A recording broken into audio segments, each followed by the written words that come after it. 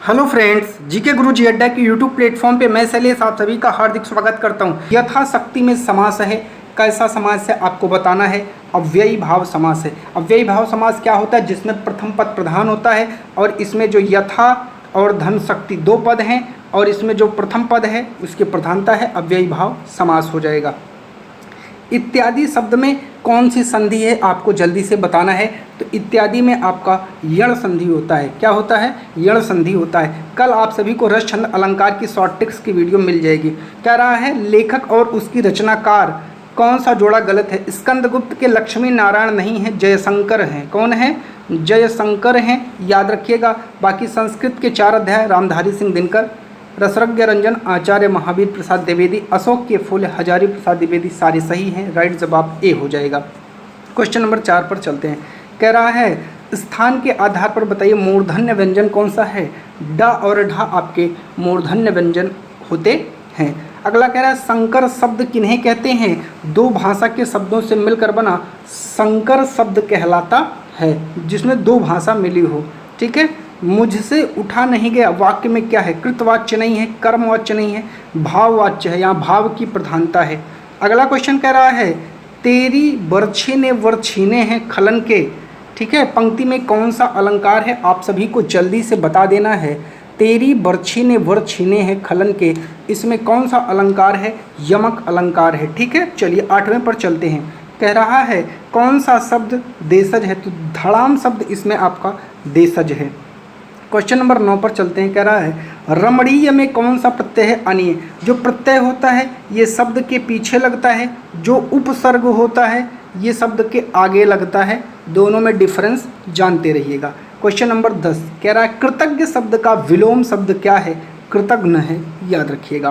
Question number 11 पर चलते हैं। कह रहा है आप भला तो जग भला वाक्य में सर्वनाम के किस भेद का बोध होता है? तो यहाँ निजवाचक सर्वनाम का बोध होता है। आप भला मतलब अगर आप स्वयं में भले हैं तो सब कुछ भला है। कह रहा है निम्न में से कौन सा शब्द पुल्लिंग है? तो आपको बताना है कढ़ी शब्द पुल्लिंग नहीं है। तो आपका जो संतान शब्द आया है, संतान शब्द आपका पुल्लिंग है। अगला कह रहा है कि निम्न में से कौन से वाक्य में विशेषण? विशेषण का मतलब होता है जो शब्द संज्ञा या सर्वनाम की विशेषता बताए। राम जाता है, कोई विशेषता नहीं। सीता फल खाती, कोई विशेषता नहीं। मेरी गाय काली है, सही है। काली क्या है? गाय है। तो गाय आपका क्या है? संज्ञा है। काली विशेषण है। आपका सी राइट जवाब हो जाएगा। अगला क्वेश्चन कह रहा है निष्कपट का संधि विच्छेद क्या होगा? तो निह धन कपट आपका इसका संधि विच्छेद हो जाएगा। ठीक है। चलिए ऊष्म व्यंजन कौन सा है आप सभी को जल्दी से बता देना है। ऊष्म व्यंजन तो सा ख सा ह 4 होते हैं, इसमें हा है। हा आपका ऊष्म है। और जान लीजिएगा सा ख सा हा ये 4 होते हैं। ऊष्म व्यंजन कितने होते हैं? 4 होते हैं। 16 कह रहा है अनुपम शब्द का पर्यायवाची शब्द इनमें से कौन सा नहीं है? जल्दी से बताइए। अनुपम शब्द का पर्यायवाची शब्द आपसे पूछा जा रहा है, तो जिसको आता है फटाक से कमेंट मारिए। तो क्या हो जाएगा? अनिल हो जाएगा। ये किसका है? ये आग का है। बाकी अतुल, अपूर्व, अनोखा ये सभी अनुपम के पर्यायवाची हैं। 17 कह रहा है मृत्युंजय पद में कौन सा समास है? जल्दी से बताइए आप लोग। मृत्युंजय पद में कौन सा समास है? बहुव्रीहि है। क्या है? बहु, टाइपिंग में मिस्टेक हो गई, व्रीहि समास है। ठीक है, याद रखिएगा। ठीक, चलिए अगले क्वेश्चन पर चलते हैं। कह रहा है तद्भव और उसके तत्सम का कौन सा मेल गलत है आप सभी को जल्दी से बता देना है। 18 का राइट जवाब दे देना है। लुनाई का लावण्यता, लौंग का लवंग, आंत का अंतर, आयुष का आदेश। तो ये आपका जो आंत है इसका अंतर नहीं होता है, बाकी सारा आपका सही है। ठीक है। चलिए क्वेश्चन नंबर 19 पर चलते हैं। कह रहा है वर्ण तालिका के अनुसार ह्रस्व, दीर्घ और प्लुत क्या है? ये सभी स्वर हैं। ठीक है। ह्रस्व, दीर्घ और प्लुत ये सभी स्वर हैं।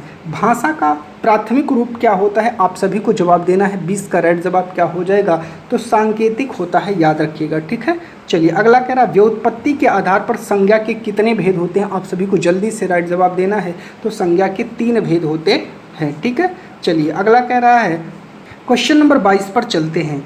त्रा ज्ञा स्रा क्या है? संयुक्त व्यंजन है। संयुक्त व्यंजन कितने होते हैं? 4। छ, त्रा, ज्ञा और स्रा। ठीक है। तो छ, त्रा, ज्ञा और स्रा ये सभी आपके संयुक्त व्यंजन होते हैं। अगला कह रहा है विराम चिन्ह की दृष्टि से कौन सा वाक्य अशुद्ध है? आप सभी को जवाब देना है। आइए देखते हैं। हाँ मेरा यही विचार है। तो ये वाला जो है आपका सही है कि गलत है? तो ये गलत है। ये कैसा है? गलत है। अगला, वह ईमानदार, परिश्रम, कर्मठ और मृदुभाषी है। ये तो सही है। उसके पास धन, वैभव, नौकर चाकर आदि सभी कुछ है। ठीक है, आप हमारे घर आना चाहते हैं तो आइए, ठहरना चाहते हैं तो ठहरिए, सही है, कोई दिक्कत नहीं है। अगला कह रहा है यह, वह, इसमें, उसमें, तुम जैसे शब्द क्या हैं? ये सभी सर्वनाम होते हैं, याद रखिएगा। अगला कह रहा है प्रमुख भाषाई कौशल के अंतर्गत इनमें से कौन सा एक नहीं आता है? कभी कभी आपसे भाषा कौशल का सवाल पूछ लेता है। तो देखिए, जो भाषा है उसके 4 कौशल होते हैं, याद रखिएगा, इंपॉर्टेंट है। जो हंसना है ये नहीं आता, तो सुनना है, बोलना है, लिखना है, इसकी जगह पर पढ़ना है। ये 4 कौशल हर एग्जाम में पूछे जा सकते हैं, इसके लिए परेशान मत होइएगा। माहेश्वर में कौन सी संधि है? आप सभी को जल्दी से बता देना है। तो इसमें वृद्धि स्वर संधि है। पर कह रहा है मैं खाना खा चुका तब वह आया, यह वाक्य जल्दी से बताइए, इसका राइट जवाब क्या हो जाएगा? यह वाक्य कैसा वाक्य है? मैं खाना खा चुका तब वह आया, ये संयुक्त वाक्य है। कैसा वाक्य है? संयुक्त वाक्य है। अगला कह रहा है निम्नलिखित में से अकर्मक क्रियावार्थक वाक्य है। जल्दी से बताइए, अकर्मक क्रियावार्थक वाक्य कौन सा है? बूंद बूंद से घड़ा भर जाता है। ठीक है, यही आपका राइट जवाब हो जाएगा। अगला क्वेश्चन कह रहा है 29 कह रहा है जिन शब्दों के अनुसार कोई परिवर्तन नहीं होता है उन्हें क्या कहा जाता है? जल्दी से बताइए, क्या कहा जाता है? तो उन्हें अविकारी शब्द कहा जाता है। 30 पर चलते हैं। कह रहा है किस शब्द में अनुस्वार नहीं लगा है? आप सभी को बताना है। चंबल में लगा है, मंगल में लगा है, ठीक है, आप सभी को दिख रहा होगा। और आपका कहीं में लगा है, नहीं में नहीं लगा है, ये राइट जवाब हो जाएगा। अनुस्वार का मतलब जो ये बिंदी आप रखते हैं इसे ही अनुस्वार कहा जाता है। चलते हैं हिंदी की प्रमुख पत्रिकाएं एवं उनके संपादक।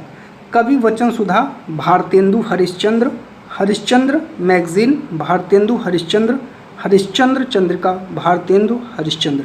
अगला है आनंद कादम्बिनी, बद्री नारायण चौधरी, प्रेमधन, हिंदी प्रदीप, पंडित बालकृष्ण भट्ट, ब्राह्मण, पंडित प्रताप नारायण मिश्र, सरस्वती आचार्य हजारी प्रसाद द्विवेदी, समालोचक चंद्रधर शर्मा गुलेरी, इंदु अंबिका प्रसाद गुप्त।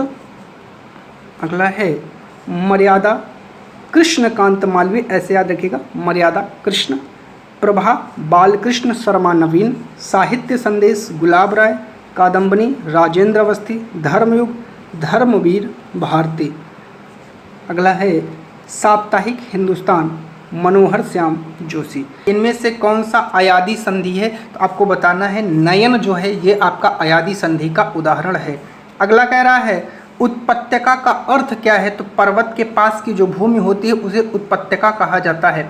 अगला क्वेश्चन कह रहा है आँखों की किरकिरी होने का अर्थ क्या है? अप्रिय लगना, इसे ही कहा जाता है। अगला कह रहा है मुकुंद किसका पर्याय है? विष्णु का पर्याय है मुकुंद, याद रखिएगा। अगला क्वेश्चन कह रहा है चोर की दाढ़ी में तिनका मुहावरे का सही अर्थ क्या होता है? अपराधी का शंकाग्रस्त रहना। अगला क्वेश्चन कह रहा है समिष्ट का विपरीतार्थक क्या है? विशिष्ट नहीं है, अशिष्ट नहीं है, तो आगे चलते हैं व्यशिष्ट है। क्या है? व्यशिष्ट है। आगे चलते हैं जो एक स्थान पर टिक कर नहीं रहता उस वाक्य के लिए एक शब्द क्या हो जाएगा? यायावर उसे कहा जाता है। ठीक है, क्या कहा जाता है? यायावर। आगे कहा जाता है हिंदी दिवस कब मनाया जाता है? 14 सितंबर को, 5 सितंबर को शिक्षक दिवस, 2 अक्टूबर को गांधी जयंती, 26 जनवरी को गणतंत्र दिवस। किस रस को रसराज कहा जाता है? सिंगार रस को रसराज कहा जाता है। आगे कह रहा है बिहारी किसके लिए प्रसिद्ध हैं? बिहारी दोहा के लिए प्रसिद्ध हैं, याद रखिएगा। आगे कह रहा है जो अच्छे कुल में उत्पन्न हुआ हो, इस शब्द समूह के लिए एक शब्द क्या कहलाता है? कुलीन कहलाता है, याद रखिएगा। आगे कह रहा है इसमें आकाश का सही पर्याय है व्योम, आकाश, गगन, नभ, अंबर। अष्टछाप के कवि नहीं है, आपको बताना है। तो नाभादास जो हैं ये आपके अष्टछाप के कवि नहीं हैं, ये बाकी तीनों अष्टछाप के कवि हैं। उत्साह किस रस का स्थायी भाव है? तो वीर रस का स्थायी भाव है उत्साह। आगे कह रहा आदिकाल में पहेलियाँ लिखने वाले कवि कौन थे? आपको बताना है। तो आदिकाल में जो पहेलियाँ लिखने वाले कवि हैं तो वो हैं आपके खुसरो। आगे चलते हैं। आगे कह रहा है मुद्री का तत्सम रूप क्या होता है? मुद्रिका होता है, याद रखिएगा। आगे क्वेश्चन कह रहा है संश्लेषण विधि में सिखाने की प्रक्रिया या सीखने का सही क्रम क्या होता है, कभी आपसे ये भी पूछ लेता है। तो वर्ण, शब्द और वाक्य होता है, याद रखिएगा। प्रयोजन का समानार्थी शब्द नहीं है, आपको बताना है क्या हो जाएगा। हेतु गलत है, लक्ष्य गलत है। आगे हो जाएगा नियोजन, क्या हो जाएगा, नियोजन। आगे बात करते हैं, अगला क्वेश्चन कह रहा है प्रभु जी तुम चंदन हम पानी, ये रैदास का वाक्य है, याद रखिएगा। कह रहा है प्लुत स्वर कौन सा है, तो बस ये जो आपको दिख रहा है ओम, यही आपका प्लुत स्वर कहलाता है। आप बीती शब्द में कौन सा समास है, आपको बताना है।